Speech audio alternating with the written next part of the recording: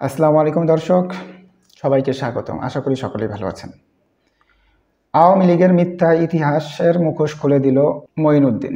বিএনপির স্থায়ী কমিটির সদস্য ডক্টর আব্দুল মঈন খান বলেছেন, আওয়ামী লীগের তৈরি করা 111 বিষয়ক মিথ্যা ইতিহাসের মুখোশ উন্মোচন করা উচিত। তিনি অভিযোগ করেছেন যে 2008 সালে নির্বাচন পরিকল্পিত ছিল।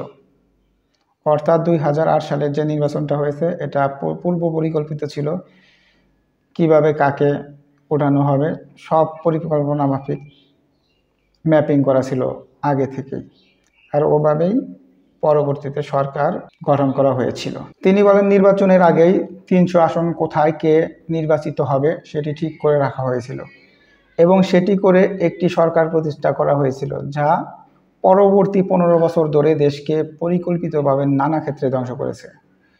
8 সালের যে নির্বাচন প্রক্রিয়া, ওইটার মাধ্যমেই পরবর্তী 3 টার্ম অর্থাৎ শেষ 15 বছর পরিকল্পনা মাফিক নানা ক্ষেত্রে ধ্বংস করেছে। এছাড়া তিনি বলেন, শেখ হাসিনার আমলে বিএনপির নেতাকর্মীর বিরুদ্ধে প্রায় 50 লাখ মামলা দায়ের করা হয়েছিল। 50 লাখ মামলা দায়ের, কল্পনা করতে পারেন দর্শক যে কি পরিমাণ মামলা দিলে 50 লাখ মামলা করা সম্ভব। এবং শিক্ষা ব্যবস্থা থেকে শুরু করে দেশের অবকাঠামো সর্বত্র আওয়ামী লীগ ধ্বংস করেছে। এবং তিনি আরও বলেন, শিক্ষা ব্যবস্থা থেকে শুরু করে দেশের সব ক্ষেত্রেই আওয়ামী লীগ ধ্বংস করেছে। আওয়ামী লীগ শুধু তাদের ইচ্ছামতো, তাদের সিস্টেম মাফিক, তারা যেভাবে দীর্ঘদিন ক্ষমতায় থাকতে পারবে, যা করলে তাদের উপরে তাদের কোনো বিরোধী দল থাকবে না, তাদের কোনো জবাবদিহিতা থাকবে না, তাদেরকে প্রশ্ন করার মতো কারো কোনো সাহস হবে না।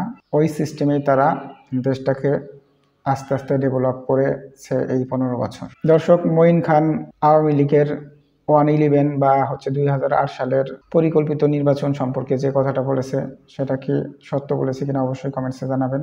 আর এই শেষ 15 বছরে বিএনপির যে নাজেহাল অবস্থা হয়েছিল এটা কম বেশি সবাই জানেন।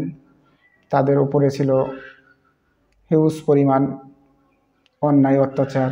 কোনো বিএনপি নেতাকর্মীদের এমন অবস্থা হয়েছিল যে তারা বাড়িতে ঘুমাতে পারতো না, তারা রাতে বাসায় থাকতে পারতো না।